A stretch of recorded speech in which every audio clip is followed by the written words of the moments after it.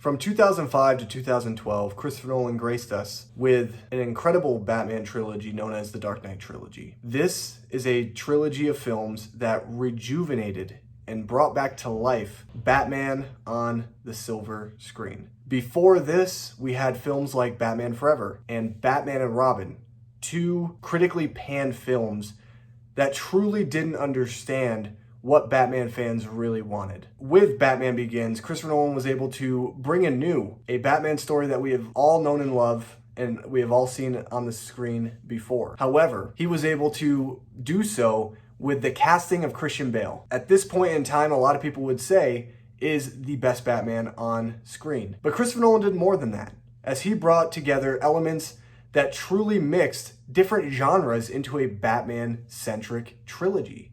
He was able to bring drama, espionage, and even thrill to a once-dead franchise. This franchise that leans so heavily on action and so heavily on previous knowledge of these characters in this world. He was able to take this formula, mix it up, and just give it new life. The Dark Knight in 2008 is a film that led to the first Oscar win for an actor in a comic book role, which was obviously Heath Ledger's Joker. Heath Ledger was absolutely incredible, but there's no way he could have done this without the help and the direction of Christopher Nolan. The Dark Knight is easily praised as potentially the best Batman film of all time, and a lot of it has to do not only with Heath Ledger's performance as Joker, but also with what Christopher Nolan was able to do in giving us some suspense to a film that never let up. This is a movie that continued to escalate and escalate further and further.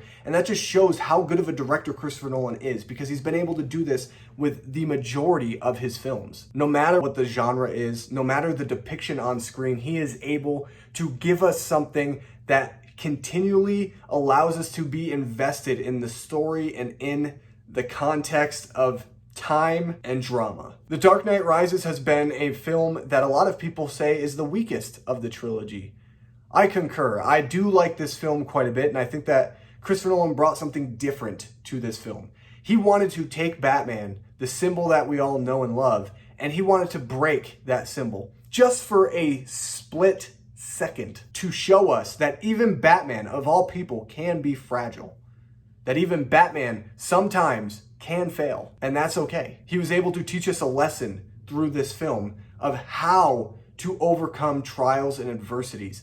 Although we may be at the top of the world, we may have these same yet resenting problems. The Dark Knight Rises is a film to me that I think gets a little overlooked and a little underrated, because it is a movie that truly brings about a different Batman, a broken Batman, a hopeless Batman, one who actually fears death. And that is why this trilogy complements the genius of Christopher Nolan, because he does something different with each of these films.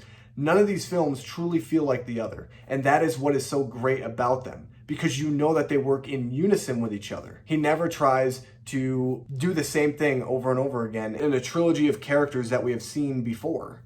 He tries to do something different, and he pushes that envelope even further. I'm very grateful for Christopher Nolan, and I'm very grateful that he was able to bring to life something that had been dead due to greedy businessmen who really took the Batman brand and tarnished it with Joel Schumacher's Batman and Robin. Thank you, Christopher Nolan. Make sure you guys drop a like on this video if you also agree that the Dark Knight trilogy really brought together Batman once again on the silver screen. Make sure you hit that subscribe button if you believe, just like me, Christopher Nolan was able to do something absolutely incredible, and that he was able to blend together different genres in this Batman trilogy. Thank you so much for watching, and I'll see you in my next video. Goodbye.